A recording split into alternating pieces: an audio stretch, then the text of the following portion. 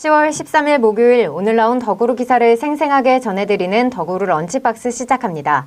오늘도 더구루 편집국 수석 에디터 김병용 기자 모시고 이야기 나눠보도록 하겠습니다. 안녕하세요. 네, 안녕하세요. 네, 오늘 정확히 일주일 만에 인사를 드리게 되는 것 같은데요. 그런 만큼 저희가 또 오늘 두 가지 소식을 준비를 했습니다. 네. 오늘 이제 살펴볼 이야기 역시 요즘 핫한 전기차 그리고 배터리 관련한 맞습니다. 얘기인데요. 네. 저희가 앞서 이제 전기차 시장 전망이나 또 뭐 배터리 시장 규모가 이렇게 커진다 네, 네. 이러한 얘기들은 많이 했었고 또 관련 기사들도 많이 다뤘습니다. 이 인플레 감축법이 나온 뒤로 조금 더 이제 많이 바빠진 것 같아요. 맞아요. 관련 네네. 업체들이 좀 분주하게 움직이는 것 같은데 네. 뭐 이제 시장 성장에 따라서 또 많은 기업들이 이에 대비해서 공장을 또 설립을 하거나 아니면 또 파트너십을 맺으면서 좀 이렇게 동맹을 공고히 하는 모습들도 보이고 굉장히 분주하게 움직이는 것 같은데요. 네. 오늘 먼저 이제 살펴볼 기사는 이 현대차 관련 이야기입니다. 현대차가 조지아주에 이제 공장을 설립을 하는데 문제 조지아 전기차. 네, 네. 이달 25일에 착공식을 가진다고 합니다. 네, 드디어. 예. 현대차가 인플레 감축법이 나오면서 사실 좀 우려가 많았었잖아요. 그렇죠. 네. 근데 또 현대차도 히든 카드가 있다. 이렇게 이제 지난 방송에서 말씀을 해주셨습니다. 네네. 이제 그 줄다리기는 이제 다 끝난 것 같고 결국에는 이제 공장을 설립하게 되는 것 같은데 기사 속에 어떤 내용이 담겨져 있을지 먼저 같이 살펴보도록 하겠습니다. 기사 같이 보시면요. 현대차가 이제 미국의 인플레이션 감축법에 대응하기 위해서 착공 일정을 3개월이나 앞당겨서 이달 25일 착공식을 가진다고 하는데요. 여기에 현지 정재계 인사들이 대거 참석하면서 정의선 현대차 그룹 회장의 참석도 관심이 쏠리고 있다고 합니다. 현대차는 이번 행사에서 아이오닉 6를 선보이며 전기차 공장 설립 관련 추가 발표도 진행한다고 하는데요. 이 조지아 공장은 2024년 가동을 목표로 하고 있고 연간 30만 대 생산 규모로 들어설 예정이라고 합니다. 현대차는 이 공장을 메타플랜트로 명명했고 메타버스 기반 디지털 가상 공장을 현실화한 것으로 분석된다. 이러한 내용까지 확인하실 수가 있습니다. 현대차가 인플레 감축법에 대비해서 이제 예상대로 조금 빨리 지을 것이다. 이런 얘기들이 나왔는데 정말로 일정을 앞당겨서 이제 네. 공장을 설립을 하게 됐는데 이름도 이제 메타플랜트라고 지은 거 보니까 뭔가 특별한 좀 의미가 있을 것 같아요. 네. 네, 이 기사 좀 자세하게 말씀 좀 해주시죠. 네. 일단 뭐 메타플랜트라는 거는 네. 뭐 기아플랜트처럼 일종의 이제 현대차의 의지를 담은 거고요. 네. 근데 중요한 건 일단 시기를 좀 먼저 봐야 될 것 같아요. 네. 원래 이제 그 현대차가 조지아 공장을 전기차 전용 공장을 짓는다고 발표할 때는 정확한 시점을 밝히진 않았지만 대략 내년 2023년 초 네. 상반기 안은 맞고 한 1분기에서 2분기 그 사이쯤 되지 않을까라고 네. 발표를 했었는데 환율 여러 가지 사정도 있고 하니까 근데 거의 지금 10월 25일이니까 최소한 3개월에서 6개월 앞당긴 것 같아요. 네. 지금 왜 이렇게 빨리 가느냐? 지금 뭐 LG 엔솔도 보면 미국 공장 뭐 좀 늦춘다 안 늦춘다 말들이 많고 SK하이닉스도 마찬가지고 전반적으로 투자에 대해서 약간 좀 주춤하는 것들이 있거든요. 네. 시장 상황이 좋지 않고 그쵸. 전반적인 그리고 내년부터 뭐 미국 경기도 좋지 않다라는 전망도 나오고 있고 하니까 근데 네. 본격적으로 땡기는 거죠. 뭐 그거야 뭐 다 아시다시피 인플레 감축법 때문에 어쩔 수 없이 당긴 것 같아요. 네. 그래서 한 3개월, 6개월. 그래서 애초보다 좀 빨리 해서 2024년 하반기에 가동하겠다. 그다음에 아이오닉6 이런 거 만들겠다라는 얘기인데 IRA 감축법이 이제 그 바이든 네. 대통령이 서명하면서 뭐 현대차가 일단 우리나라 물을 먹은 거잖아요. 근데 이제 그쵸. 그 안에 이제 대응 방법이 크게 세 가지가 있었어요. 시나리오들이. 네. 근데 이제 이것도 그 이제 공장 가동 시기를 앞당기는 것도 그 중에 하나였던 거죠. 네. 근데 여전히 그럼에도 불구하고 내후년 하반기인 거잖아요. 그쵸. 그러면 최소 2년 정도의 1년에서 공백이 있는 거죠. 생기게 되는 그 거죠. 사이에 어떻게 대응하느냐도 관심이 많은데 그 중에 하나가 이제 이건 또 환율도 영향이 있는데 네. 그 딜러 인센티브라고 있습니다. 미국은 우리도 약간 그런 게 있는데 딜러 인센티브요. 그 딜러한테 보조금을 주는 거예요. 실제 그러면 이제 소비자한테 직접 보조금을 주는 게 아니고 딜러한테 보조금을 딜러 인센티브 하는데 보조금을 줘서 자 차를 싸게 팔어. 좀 판매를 장려하는. 네 손해 보는 만큼 우리가 도와줄게. 이게 일종의 딜러 인센티브인데 쉽게 얘기하면. 네. 근데 그게 지금 미국 법인 같은 경우 한 $500 정도 돼요. 네, 딜러 인센티브 맥시멈 한도가. 그러면 그 지금 모델 5, 그 아이오닉 5를 기준으로 봤을 때 현재 지금 한 39,000달러대에 팔리고 있는데 네. 이거가 보조금이 제외되면 47,000달러가 좀 훌쩍 넘어요. 그러면 네. 비슷한 경쟁 모델, 그 테슬라 모델 3보다 비쌉니다. 네. 그러면 그 모델 3는 이제 적용이 되니까 그리고 이제 아이오닉 5는 안 되니까 좀 리스크가 그렇죠. 커지겠네요. 그래서 그 인플레 감축법에 해당되기 그 혜택을 받기 전까지의 한 그 공백을 이 인센티브를 높이는 방법으로 그래서 지금 $500에서 한 $1,000까지 높일 수 있다라고 얘기가 나오고 있는데 네. 그게 가능한 이유가 뭐냐면 두 가지예요. 일단 아이오닉 5는 많이 남아요. 예. 한 우리나라 돈 한 대당 500만 원 정도 남다고 합니다. 네. 이렇게 고부가치죠. 예. 그러니까 현대차가 좀 마진을 포기하고 갈 수도 있다. 또 두 번째는 뭐냐면 환율이 좋아요. 옛날에는 이제 가령 4만 달러의 아이오닉 5를 팔았으면 네. 옛날 뭐 1,100원대랑 1,400원대랑 그렇죠. 우리 돈으로 환산했을 때 가격이 다르죠. 완전 달라지니까. 그만큼 현대차는 이익을 더 벌 수 있는 여지가 있으니까 네. 그 이득분만큼 인센티브 줄 수 있는 여력이 생긴 거죠. 네, 그 안도 좀 제가 봤을 때는 여전히 살아있다. 그다음에 앞당기면서 또 이제 마지막 하나의 이제 시나리오 하나 뭐냐면 역시 중간 선거입니다. 일단 네. 중간 선거 전까지는 이 개정은 사실 이 네. 인플레 감축법은 개정이 사실 불가능하고요. 어렵죠. 네. 그건 지금 우리나라 정치권이나 이제 기업들이 준비해야 될 건 뭐냐면 그 이후에 어떻게 해야 되느냐 분명 수정을 해야 될 건 수정해야 돼요. 왜냐하면 그 미국 내에서도 좀 반발이 있거든요. 네. 근데 이제 왜 그게 안 되냐면 지금 인기 없던 바이든 대통령이 이것 네. 때문에 거의 40% 중반까지 올라왔어요. 그래서 네. 이번 선거는 중간 선거는 거의 민주당이 완패다라고 생각했는데 얼추 지금 한 5대 5상까지 올라온 것 같아요. 분위기가 완전 반전이 된 거네요. 심지어는 뭐 상원도 좀 이겨볼 수 있다라는 얘기도 나오고 있더라고요. 네, 그만큼 중요한 상황이기 때문에 법은 바꿀 수 없어요. 다만 이제 그 바이든 대통령이 승리할 시, 승리했을 때 오히려 그러면 더 고칠 수 있는 여지가 있습니다. 어쨌든 원하는 결과를 얻었으니까. 뭐 이미 일단 선거 끝났고 다음 선거까지도 2년 남았으니 그리고 이제 또 동맹국에 대한 배려 안 할 수 없거든요. 일단은 그쵸. 이게 국제법 위반 여지도 있어요. 아니 FTA 맺은 국가인데 왜 우리 차별을 하느냐라고 역소송할 수도 있고 또 미국이 굉장히 공급망 강화하면서 중국 대중 압박하면서 한국이 중요한 카드거든요 거기에. 그럼 우리 너 시킨 대로 다 했는데 왜 역차별해?라고 볼 수도 있고 했기 때문에 미국 입장에서 정치적 압박이 있기 때문에 어느 정도는 한국을 배려해줘야 한다는 얘기가 나올 수 있어요. 그리고 우리 정부도 열심히 작업을 하고 있겠죠 지금. 네, 지금 뭐 오늘 뉴스에서도 나왔더라고요. 정부에서 이런 한미 FTA에 좀 위배되는 거다 하면서 그 세 가지 시나리오를 동시에 가동할 것 같고요. 그런 와중에 이제 안 닦인 것 같고 더 중요한 건 이날 참석하는 사람들입니다. 뭐 되게 많은 분들이 참석한다고 되어 있는데 일단은 뭐 그 주지사는 당연히 오고요. 네. 그다음에 거기 조지아 주의 지역구를 둔 공화당 의원, 민주당 의원 다 옵니다. 다 오는데 한국에서 누가 가느냐? 뭐 저희 기사를 보면 원래 이 기사가 이게 아니었는데. 이게 굉장히 중요한 포인트인가 봐요. 사실은 정의선 회장인가요? 좀 부회장인가 헷갈리는데 정의선 회장이 갑니다. 가고요. 일단 기사는 없는데 가기로 돼 있고 뭐 괜히 가겠습니까? 가서 또 그들과 만나서 여러 가지 또 작업들을 하겠죠.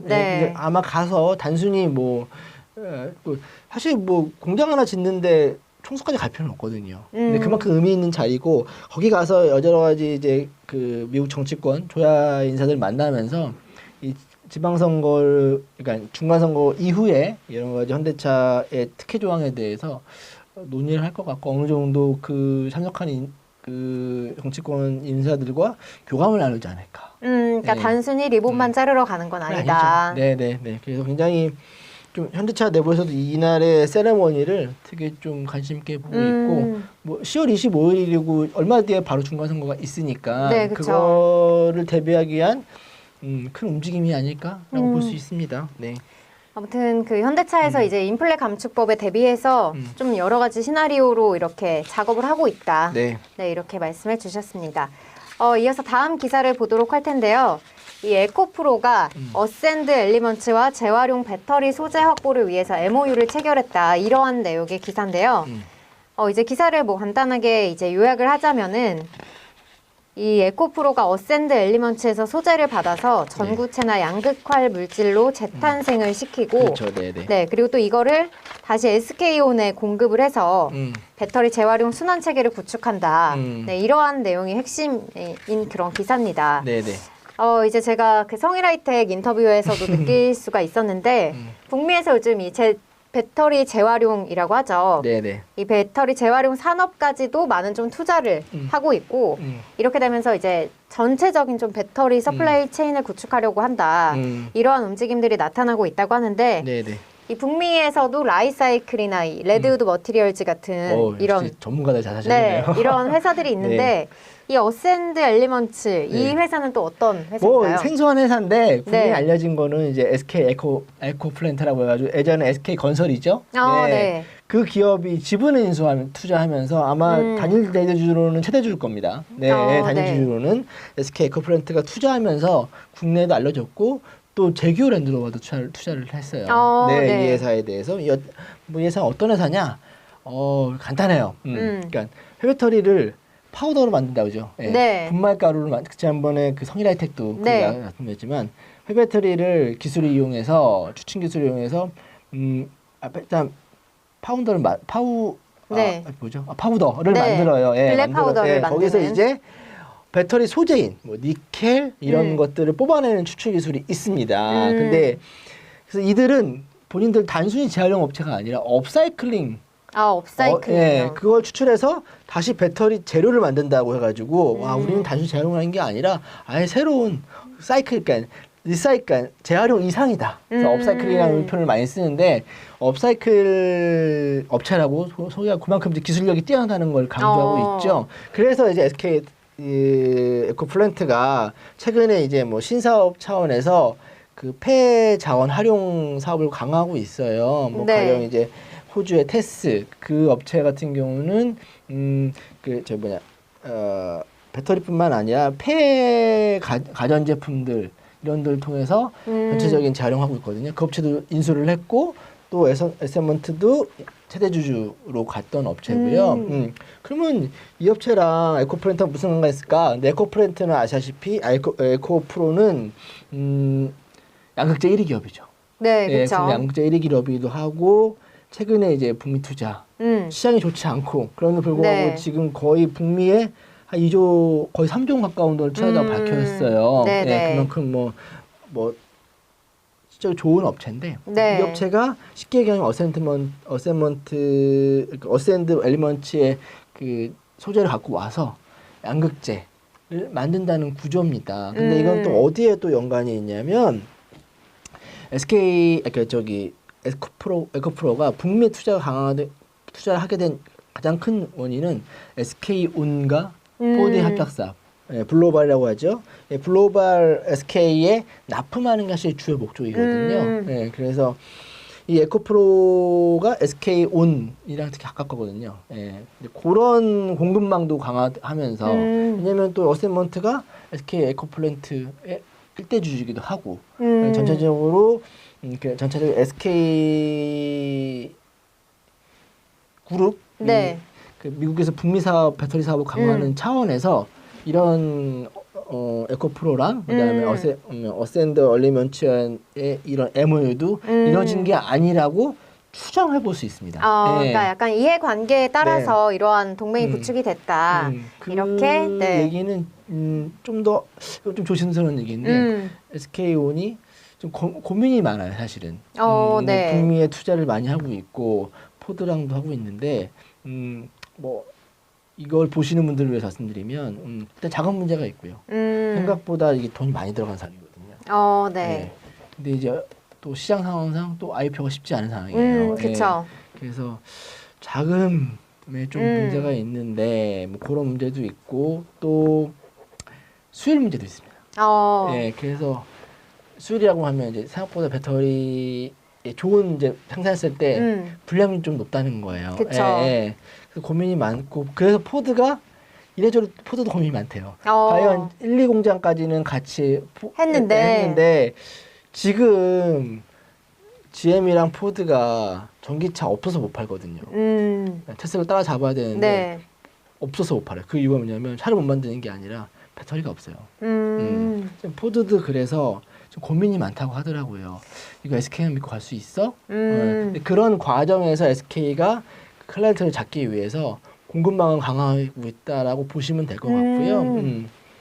그러니까 이 좀 수율을 높이고 조금 더 공급망도 강화하고 또 인플레 감축법에 또 특혜도 받을 수 있고 왜냐면 이제 다 현지에서 만들어진 소재들 때문에 뭐 다 혜택이 될 수 있죠. 그런 차원의 SK 그룹의 북미 배터리 전략 큰 차원에서 에코프로와 이번에 어센드 엘리먼츠의 MOU도 이루어진 게 아니냐라고 볼 수 있다는 거죠.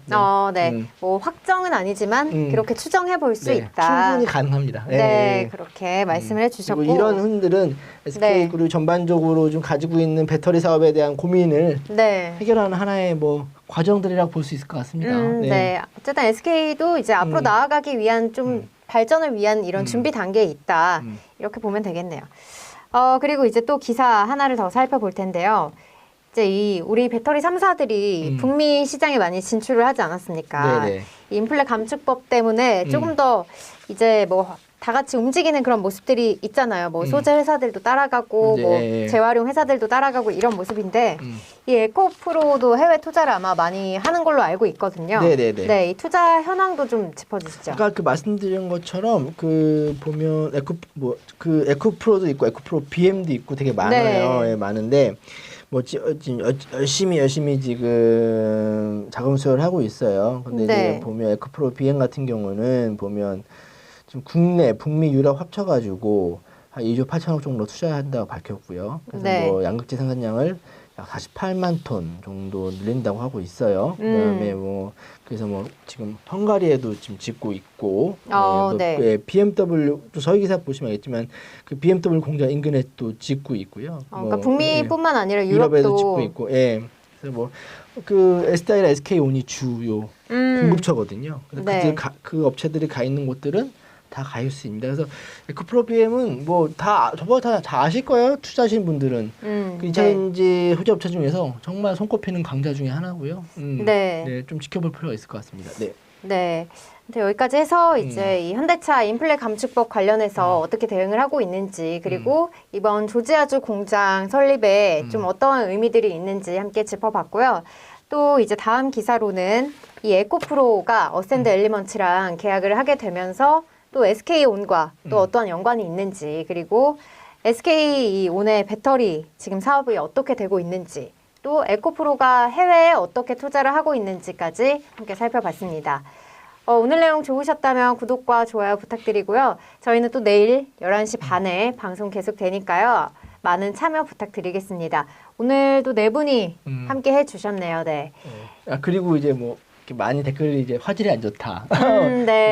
저희도 이제 이게 한지 한 2달 됐죠? 2달 했나요? 그런 것 같아요. 그래서 저희들이 경험을 쌓고 해서 이제 좀 전면적으로 개편을 하려고 하고 있죠. 그래서 좀 준비되는 대로 새로운 모습으로 찾아뵙겠습니다. 조금 더 이제 좋은 화질과 또 양질의 내용으로 인사를 드리도록 할 테니까요. 앞으로도 많은 기대 부탁드리겠습니다. 그럼 오늘 내용 여기까지 하도록 하고요. 저희는 내일 또 다른 기업 이슈로 인사드리도록 하겠습니다. 고맙습니다.